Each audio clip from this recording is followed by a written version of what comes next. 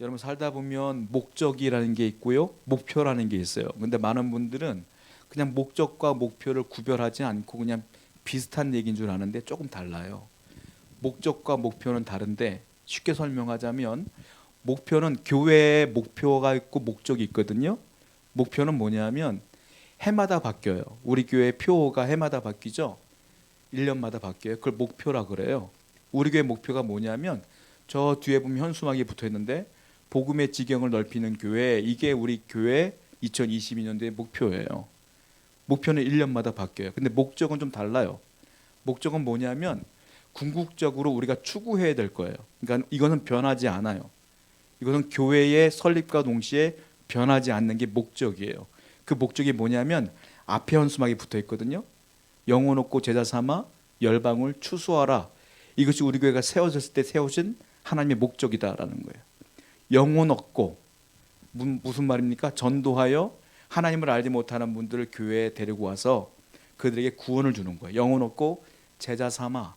제자 삼아는 뭐냐면 이 안에 많은 것들이 포함되어 있는데 제자는 누가 제자가 되냐면 예배하는 사람이 예수님의 제자예요. 그리고 기도하는 사람이 제자야. 그리고 하나님 말씀을 사랑하고 말씀을 믿고 말씀대로 살아가는 사람이 제자야. 그러니까 제자 안에는 다 포함되는, 신앙생활의 모든 것들이 다 포함되어 있어요. 그러니까 맨 처음에 하나님 몰랐던 분들이 교회에 와서 영혼이 하나님께 나아가게 되며 제자가 되면서 예배 생활도 잘하고 기도 생활도 잘하며 말씀 생활도 잘하게 되면 그분이 다시 사명을 감당하게 되는데 그게 뭐냐? 영혼을 추수하라. 추수꾼이 되는 거예요. 추수꾼이라는 말이 좋은 얘기인데 신천지 가도 추수꾼 그러니까 이걸 말하기가 거북스러울 때가 많아. 성경에 있는 얘기인데도 불구하고. 자, 우리 교회는 신천지 아니에요. 영혼 얻고 제자 삼아 열방을 추수하라. 이것이 하나님께서 개척을 할 때 주신 목적이었다. 목표는 해마다 우리가 집중적으로 행할 것이 목표인데 올해는 복음의 지경을 넓히는 교회가 목표다. 이거예요. 자, 그래서 제가 이 얘기를 왜 하냐면 우리 교회 목적 가운데 영혼 얻고 제자 삼아라는 게 있는데 이 제자라고 하는 이 제자의 삶 속에 뭐가 있느냐 하면 말씀 생활이 있다는 거예요. 제가 지금까지 무엇을 설교하고 있냐면 금요일마다 짧게 아드폰테스라고 하는 주제를 가지고 신앙의 기본으로 돌아가자는 주제를 갖고 설교하고 있어요. 맨 처음에 뭐라고 그랬어요? 예배자가 되어야 된다. 두 번째로 기도하는 사람이 되어야 된다. 오늘은 무슨 말이냐면 오늘은 말씀을 기반으로 한 신앙인이 되어야 된다라는 말을 하고 싶어서 제가 이 얘기를 하는 거예요. 신앙생활에 중요한 게 뭐냐면 말씀 생활이에요. 말씀 없이 기독교가 존재할 수 없어요. 왜? 우리의 경전은 뭐냐면 성경이거든요. 성경은 주님의 말씀, 하나님의 말씀, 예수님의 말씀이 그대로 적혀 있고 이것은 하나님의 마음이며 명령이며 하나님께서 우리가 살아가야 될 하나님 삶의 기준을 적어놓은 거기 때문에 이 말씀 없이 우리가 신앙생활을 잘할 수 있다는 보장이 없어요. 잘할 수 있는 가능성도 없어요. 그러니까 말씀이 가장 중요하다라는 거예요. 자, 오늘 본문을 보게 되면 이 말씀을 통하여 기적을 체험하는 사람이 등장을 해요. 예수님의 말씀은 능함이 있고 기적을 일으키는 힘이 있어요. 오늘 성경을 보니까 그 말씀을 믿었던 어떤 사람이 기적을 체험하더라라는 거예요. 오늘 본문은 요한복음 5장을 보게 되면 베데스다 연못에서 38년 된 병자가 등장을 하게 되는데 38년 된 병자, 우리가 흔히 38년 된 병자 이름처럼 외우고 있는데요. 여러분 이게 무슨 뜻이냐면 병이 38년 동안 안 난 거예요. 38년 동안 똑같은 병을 앓고 있는 거예요. 한 번도 쉬지 않고. 이게 살 수 있겠어요, 이 사람이? 그런데 이 병이요, 그냥 두통 이런 게 아니야. 이 사람이 병이 나중에 나오는데 이 38년 동안 이 사람이요, 이 똑같은 병을 앓고 있어요. 여기 보면 베데스다 연못이라는 게 나와요. 베데스다 연못에 그 위치를 보게 되면 예루살렘 성전에 보면 양문이라는 게 있어요. 양문 곁에 베데스다 연못이 있어요. 자, 양문이 뭐냐면 문 이름이 양문이에요. 자, 이게 무슨 말이냐? 예루살렘 성전, 오늘날 교회에서는 짐승을 안 잡아요. 재물이 없어. 그냥 여러분들이 오셔서 예배드리면 돼. 왜? 여러분들이 산 재물이야. 산 재물. 그러니까 내가 그냥 하나님께 예배드리면 돼. 근데 이 당시는 재물이 있어야 돼요. 하나님께 예배할 때는. 왜? 내가 죄를 갖고 오면 제물을 들고 와요. 그 제물이 뭐냐면 짐승이에요. 짐승. 제물을 들고 오면 그 제사장이 대신 갖고 온 짐승에 안수를 하면 이 사람의 죄가 그 짐승에게로 넘어가는 거야. 그리고 그 짐승을 잡아요. 그러면 그 죄를 안고 있는 짐승이 죽잖아요. 내 죄가 용서받는 거야. 그게 예배야. 그러니까 항상 뭐가 필요해요? 제물이 필요해. 그 제물이. 그 양. 돈 없는 사람은 비둘기. 그런데 그 제물이 들어갈, 하나님의 성전에 들어갈 문이 있어요. 그 문을 뭐라고 말하냐? 양문이라고 그래요. 그러니까 제물이 들락달락하는 문인데 그 양문, 양을 들고 들어가는 거예요. 그 문 옆에 뭐가 있냐면 베데스다라고 하는 연못이 있더라라는 거예요. 자, 본문 4절 한번 읽어보겠습니다. 읽어봅니다. 시작. 이는 천사가 가끔 못에 내려와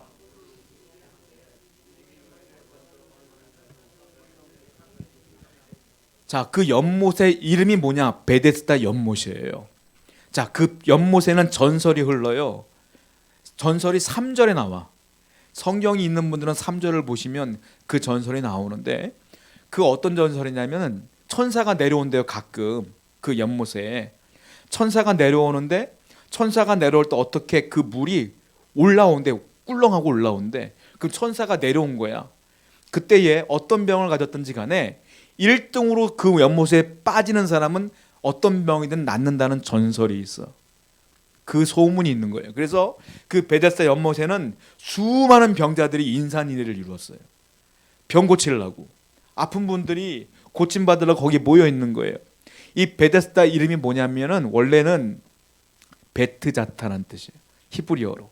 베데스다는 베트자타인데 이 베트자타의 뜻이 뭐냐면 자비의 집, 은혜의 집 이런 뜻이에요. 왜냐하면 그 병이 나니까 그 사람에게 자비가 흘러가고 은혜가 흘러간다는 뜻으로 베트자타, 베데스다, 자비의 집 이렇게 생각하고 있는 거예요. 근데 이름은 참 좋아요. 이름은 좋은데 그게 과연 은혜의 집이냐라는 거예요. 왜? 여러분 병자가 나 혼자 있으면 들어가기 쉽죠. 근데 아픈 사람이 한두 명이겠냐고. 거기 고침받으러 지금이야 병원 가면 되지만 이 당시는 병원이 어디 있어요? 의학이 어떻게 발달됐겠어요? 약이 어디 있어요? 그러니까 내가 아프면 어떻게든 지푸라기 잡는 심정으로 다 베데스다 연못에 소문이 있으니까 몰려온 거예요. 인산인해를 이루어. 거기에 1등으로 들어가지 나 1등으로. 한 명만 고쳐준대 그 천사가. 그러니까 은혜의 집이요 자비의 집인데 실질적으로는 뭐가 있어요? 경쟁의 집이야. 얘를 죽이고 내가 들어가야 돼. 얘를 밀어내고 들어가야지 내가 살아. 얘한테 양보해주면 내가 죽는 거예요. 이게 뭐예요 이게? 은혜입니까? 아니죠. 경쟁이죠. 오늘날 세상을 살아가는 우리와 너무 똑같은 것 같아요.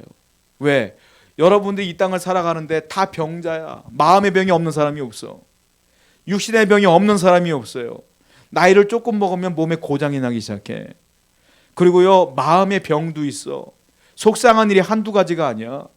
인생을 살다 정상적으로 아무 문제 없는 사람이 어디 있겠어요. 다 문제가 있고 걱정거리가 있지. 베데스다 연못에 모여있는 병자들과 똑같은 거예요. 우리가 다. 근데 뭐냐, 우린 다 어떻게 세상 살아가는데 어떻게 해요? 다 똑같은 경쟁이야. 경쟁. 돈을 벌려도 저 사람보다 내가 먼저 가야지 벌지. 저 사람을 눌러야지 벌지. 다 그런 경쟁과 똑같다는 거예요. 자, 3절을 보시게 되면 성경을 보시면 3절 보시면 꺽쇠라고 해가지고 이렇게 표시되어 있을 거예요. 그렇죠? 성경 있는 분들은 아실 거야. 그 꺽쇠라고 이렇게 돼 있어요. 그 왜 그런 줄 아세요? 그건 하나님 말씀이 아니거든요. 그건 하나님 말씀이 아니고 그건 전설이야. 설이야. 그러니까 꺽쇠로 돼 있는 거예요. 그 설이 뭐라고 써 있어요? 천사가 내려와서 병을 고쳐준다 하더라. 이건 전설이야. 하나님 말씀이 아니야. 그건 사람들에게 흘러들어온 전설이기 때문에 말씀 속에 꺽쇠로 되어 있는 거예요. 그러니까 이거는 사람들이 그냥 믿은 거야. 그냥 소문을 듣고 하나님이 고쳐준다는 말 한 적 없어. 그냥 사람들이 믿는 거야. 내가 고침받고 싶어서. 오늘날 사람들이 엄청난 스트레스를 받아요. 직장 생활하면 쉽지 않아요. 장사를 하더라도 사업장을 운영하더라도 스트레스가 얼마나 많은지 몰라. 가정생활 하더라도 부부관계가 얼마나 힘든지 몰라. 자녀를 키워봐요. 다 키워봤잖아. 얼마나 힘들어요. 여러 가지 스트레스가 많아. 그러니까 사람들이 이 고침받으려고 어떻게 해요? 술도 먹어봐요. 술 먹으면 좀 잠 잘 자려고. 술도 먹어보고 쾌락을 추구해보기도 하고 돈도 벌어보기도 하고 땅을 넓혀보기도 하고 별짓을 다 하지만 결국 뭐예요? 굉장히 아프고 힘든 건 똑같다. 아무리 애를 써도 똑같다라는 거예요. 여러분, 그 중에서 사람들이 제일 많이 의지하는 게 뭔지 아십니까? 미신이에요. 미신. 하나님을 안 믿는 분들은 뭔가 믿고 싶어 해. 두려우니까, 불안하니까. 그러니까 미신이야. 많은 분들이 착각하는 것 중에 하나가 미신은 옛날 얘기가 같은 게, 옛날 분들이나 미신 믿지 젊은 사람들은 누가 미신 믿어 라고 말하지만 제가 목회해 본 바에 의하면 젊은 사람들도 엄청나게 믿어요. 오늘날 2022년도 살아가는데 오늘날도 수많은 사람들이 신앙이 없는 분들은 미신을 따라 살아. 여러분, 대기업 총수들 많이 벌고 많이 배웠잖아요. 그 옆에 무당 끼고 다 사업하는 거예요. 어느 가게를 가도 어느 집을 가든 다 문 앞에 뭐가 있어? 부적 있더라고요. 저 한두 개 본 게 아니에요. 몸 불안함이 있으면 부적 떼갖고 비계 집어넣고 살고. 젊은 사람들은 안 그런 것 같아요. 여러분, 길거리 가면 아름다운 카페 같은 데 있어. 근데 이름이 타로 카페 막 이래. 사주 카페. 젊은 사람들이 재미로 보는데 재미로 보는 거 아니에요. 은근슬쩍 믿어. 타로는 점 아닙니까? 사주는 아니에요. 젊은 사람들이나 많이 배운 사람이나 오늘날 더 많은 사람들이 미신을 믿고 살아. 왜? 불안한데 두려운데 의지할 게 없거든요. 다행스러운 건 저와 여러분들은 의지할 분이 계셔. 누구예요? 살아계신 하나님. 우리는 미신을 믿는 게 아니라 정말로 살아계신 하나님을 믿는 거예요. 우린 미신이 아니야. 정말로 역사하신 하나님을 믿는 거다라는 거죠. 미신은 뭐냐면 내가 아무리 믿고 아무리 의지해도 그 미신은 힘이 없어요. 내 삶에 영향력을 아무것도 줄 수 없어. 근데 살아계신 하나님은 어떤 분이냐? 내 삶에 지대한 영향을 주시는 분이야. 내가 믿고 나가면 말씀대로 이루시는 분이야. 그러니까 그건 미신이 아니지. 우리가 믿는 하나님은 어떤 분이냐? 진짜 믿음이다라는 거예요. 자, 베데스다 이 38년 된 병자가요, 병이 고침을 받아요. 병이 나. 그런데 우리가 알다시피 아까 베데스다 연못에 전설이 있다고 그랬잖아요. 천사가 내려오면 1등으로 들어가면 난다 그랬잖아요. 그럼 이 사람이 38년 병자가 1등으로 들어서 났느냐? 아니에요. 자, 나중에 본문을 보면 알겠지만 예수님이 그 앞에 딱 서요. 예수님을 만나서 그 사람이 그 병이 그 자리에서 나아요. 여러분 앞에 기적은요, 전설을 믿어서가 아니야. 미신을 믿어서가 아니야. 예수님이 내 앞에 서 있으면 주님이 나와 눈을 마주치는 순간 기적은 벌어지는 거야. 오늘 밤에 여러분들이 왜 나오셨어요? 이 먼 거리를. 예수님 만나려고 오신 거 아니겠습니까? 여러분이 주님 앞에 서는 순간, 주님이 여러분 앞에 서는 순간, 성령님이 여러분들을 만지는 순간 기적은 벌어진다. 오늘 우리가 그런 믿음과 기적을 하나님께 추구해야 되며 믿음을 나가야 된다라는 거예요. 7절을 보게 되면 이 사람이요 뭐라고 말하냐면, 예수님 딱 보자마자 뭐라고 말하냐면, 나는 아무도 나를 이 연못에 넣어준 사람이 없어요 라고 한탄을 하죠. 자, 이 사람이 움직일 수가 없는 사람이에요. 저는 이 38년 된 병자가 어떤 병이냐, 성경에는 어떤 병이라고 나와 있지는 않지만 이 사람이 움직이지 못하는 걸 보니까 쉽게 말하면 풍을 맞은 사람 같아요. 한마디로 말하면 뇌경색이라든지 이런 것들 때문에 지금 반신불수가 된 거죠. 움직일 수 없는 상태인 거야.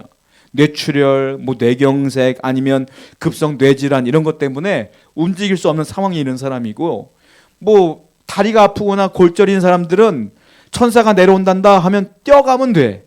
근데 이 사람은 움직일 수가 없어. 왜? 풍을 맞았으니까. 38년 동안 꿈쩍을 못해. 여러분, 긴 병에 장사 없다고 처음 아마 이분이 아팠을 때는 가족들이 돌보고 했을 거예요.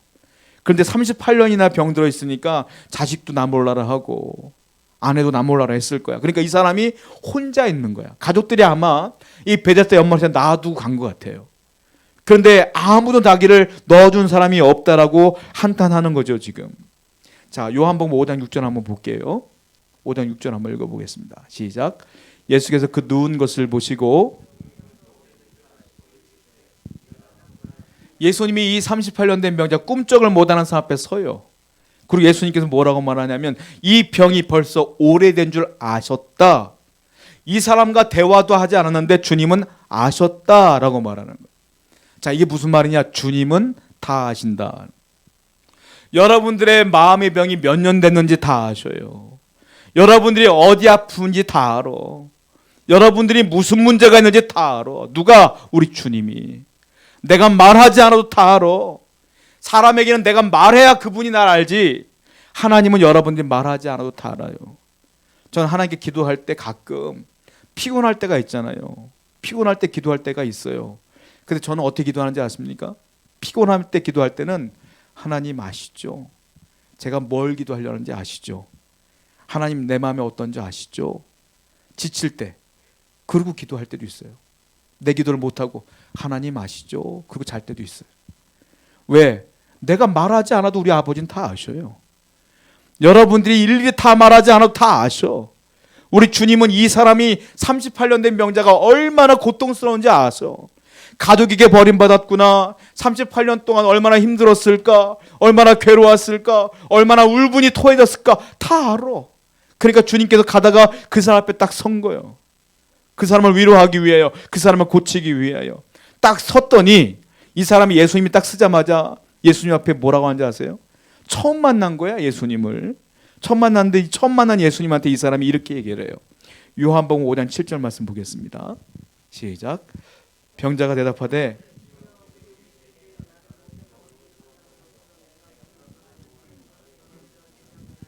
병자가 대답합니다. 주여, 물이 움직일 때에, 천사가 내려왔을 때에 나를 물에 넣어주는 사람이 없어요. 다 자기들이 먼저 내려가요 라고 말하는데, 이거는 조용히 얘기한 게 아니에요. 화가 여기까지 치밀어 오는 거야. 이 사람은 늘 그것이 불만이고, 왜 나는 지금까지 여기 있어야 되는 거야? 저 사람들은 고침받았을 것 같은데 라고 하는 고민이 있고 괴로움이 있는 거야. 이거를 처음 만났던 예수님에게 다 토해내. 이게 뭔지 아세요? 이게 기도예요. 여러분들이 주님 앞에 섰을 때 기도 어떻게 되는지 아세요? 아름다우신 주여, 이런 게 기도가 아니에요. 자비하신 주여, 이게 기도가 아니야. 내 속에 있는 걸 그냥 막 털어놓는 거야. 그냥 주여, 내가 속상해요, 괴로워요, 다른 사람들은 다 이런데 나 이래요 라고 다 털어놓는 거야. 이 사람이 주님 보자마자, 예수님 보자마자 자기의 고통을 다 털어놓고 있어요. 여러분, 오늘 밤 기도할 때 이렇게 기도하셔야 돼. 하나님 앞에 조용하게, 아주 신사답게, 매너 있게 기도하는 건 기도가 아니에요. 여러분이 속상한 게 있으면, 울분이 토해내면 그냥 울면서 기도하는 거예요. 속상한 게 있으면 다 주님께 얘기하는 거예요. 그냥. 그게 기도지. 기도는 정제되지 않는 게 기도야. 내 속에 있는 걸 내려놓는 게 기도예요. 화가 날 때 화내죠, 여러분들. 기쁠 때 막 웃죠. 예수님 앞에도 똑같은 거예요. 속상한 게 있으면 주여 속상해요 라고 말하는 거예요. 이 사람이 지금 주님 보자마자 속상한 얘기를 다 털어놓고 있어요. 주님은 듣고 있는 것이죠. 그리고 주님은 그 얘기를 다 듣고 뭐라고 말합니까? 요한복음 5장 8절 한번 볼게요. 읽어봅니다. 시작. 예수께서 이르시되 일어나 네 자리를 들고 걸어가라 하시니. 다른 거 안 해. 안수하는 것도 아니야. 기도해 주는 것도 아니야. 예수님이 그때 뭐 하냐면 말씀을 해줘요. 말씀. 중요한 거예요. 여러분, 제일 중요한 게 뭐냐면 예수님의 말씀을 듣는 게 중요한 거예요. 말씀이 들려. 주님의 말씀이 뭐냐면 네 자리를 들고 일어나라. 여러분, 제가 뭐라 그랬어요? 38년 동안 이 사람 움직이지 못한 사람이야. 푹 맞은 사람이야. 근데 한 번도 38년 동안 못 움직인 사람한테 예수님이 뭐라고 말하는 거예요? 네 자리를 지금 들고 일어나 가. 이게 가능한 얘기겠어요? 불가능한 얘기를 주님께서 하신 거 아닙니까? 그 놀라운 건 이게 가능하냐 불가능하냐가 아니에요. 불가능합니다, 가능하냐가 아니야. 누가 말했냐가 중요해. 누가 말했어요? 예수님이 말했어. 예수님의 말씀은 가능하냐 불가능하냐는 중요하지 않아요. 주님의 말씀은 내 생각엔 불가능해도 가능해요. 주님의 말씀을 듣는 여러분에게 기적이 나타난다. 능력이 나타난다라는 거예요. 이 중풍병자가 할 일은 딱 하나. 그 말씀을 들었으면 아멘 하고 따라가면 돼. 여러분들이 주님의 말씀을 들었으면 아멘 하고 순종하면 돼. 그럼 하나님의 은혜가 나타난다라는 거예요. 자, 순종하기 힘들었을 거예요. 아무리 생각해봐도 그 말은 이성적이지가 않아. 어떻게 38년 동안 누워있는 내가 그 말 한마디 듣고 내가 일어날 수 있겠어요? 그러나 놀라운 일이 벌어져요. 요한복음 5장 9절 볼까요? 읽어봅니다. 시작. 그 사람이 곧 나아서 자리를 들고 걸어가니라. 그 사람이 들고 일어났어요. 무슨 말이에요? 이 사람은 믿은 거예요. 그 말을 믿었어. 믿었고 꼼지락꼼지락 됐더니 다리에 힘이 들어가네. 일어났더니 일으켜지네. 그리고 예수님께 감사하면서 들어가는 거예요. 여러분, 제가 다시 말씀드리지만 이건 박노영 목사가 얘기한 게 아니에요. 주님이 말씀하신 거야. 주님의 말씀을 믿는 자에게는 이런 기적이 나타난다. 근데 믿는 자가 누가 믿는 자예요? 말씀을 들었고 믿습니다. 이게 믿는 게 아니에요. 말씀을 들었으면 믿습니다라고 하고 주님의 말씀을 그대로 행하는 자가 믿는 거지. 이 사람은 그대로 행했다는 거예요. 자, 네 하고 순종했더니 기적은 나타났다. 주님이 특별히 안수해 준 것도 아니에요. 기도해 준 것도 아니에요. 말씀만 한 거야. 그 말씀을 들었고 이 사람은 그대로 순종만 한 거예요. 역사가 일어났어요. 여러분, 오늘 여러분들 오늘 밤 나와서 기도하시는데 이 38년 된 병자처럼 내 마음에 속상한 것이 있으면 그냥 주님께 내려놓는 거야. 그러면 하나님의 성령의 말씀이 들릴 거고 그 말씀을 들었으면 아멘 하면 돼요. 기적은 어떻게 일어나느냐? 기도하는 자에게 일어나고, 기적은 말씀을 듣는 자에게 일어나고, 기적은 그 말씀을 믿는 자에게 일어나며, 기적은 말씀을 믿고 행하는 자에게 일어난다라는 거예요. 이 모든 주체는 누구냐? 우리 하나님이에요. 미신은 불가능한 거야. 내가 아무리 믿어보려고 하고 내가 아무리 그걸 붙들려고 해도 그 미신은 힘이 없어. 그러나 우리 하나님은 그 말씀을 듣는, 믿고 따르는 여러분들에게 능력이 그대로 흘러간다라는 거예요. 오늘도 여러분들의 그 믿음이 다시 회복되어져서 말씀 가운데 기적을 체험하기를 바랍니다. 여러분, 교회가 부흥할 때 많은 분들이 착각을 하는 것 중에 하나 있어요. 저도 이제 부목사 생활을 오래 해봤고 큰 교회도 있어봤지만 회의를 할 때마다 교회 부흥하기 위해서 뭘 프로그램을 만들어라, 이번에 4월 때는 뭘 해라, 5월 때는 뭘 해라, 이런 게 많아. 여러분, 교회의 부흥과 개인의 부흥은 프로그램과 행사로 이루어지는 게 아니에요. 뭘로 일어나는 거냐? 내 안에 말씀이 회복되어지면, 교회의 온전한 말씀이 회복되어지면 하나님께서 부흥을 주시는 것이고, 내 마음에 말씀이 회복되어지면 하나님이 기적을 주는 거예요. 중요한 건 뭐니까? 말씀의 회복이 중요하다. 16세기에 마틴 루터가 종교개혁을 일으켰어요. 그 종교개혁의 주체가 뭡니까? 말씀으로 돌아가자예요. 말씀이 왜곡됐으니까 말씀으로 돌아가자. 그래서 전 세계에 종교개혁이 일어난 거예요. 18세기에 존 웨슬리가 영국 부흥을 주도했어요. 그 부흥의 주제가 뭔지 아세요? 말씀으로 돌아가자예요.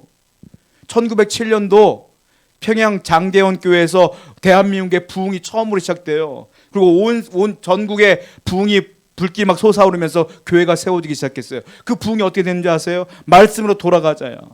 말씀으로 회개 운동이 벌어지기 시작했어요. 그래서 대한민국의 부흥이 벌어진 거예요. 우리 교회도 마찬가지. 하나님의 말씀으로 돌아가면 부흥이 일어날 것이고, 여러분 개인도 마찬가지예요. 내가 하나님 말씀을 믿습니다라고 할 때 그 말씀으로 인하여 기적이 벌어진다. 오늘도 하나님 말씀을 듣고 내가 속상한 것들을 하나님께 내려놓고 그 음성을 듣고 순종하는 여러분에게 반드시 하나님의 능력이 나타날 줄로 믿습니다. 그 믿음 갖고 우리 함께 기적을 체험했으면 좋겠어요. 함께 기도하겠습니다.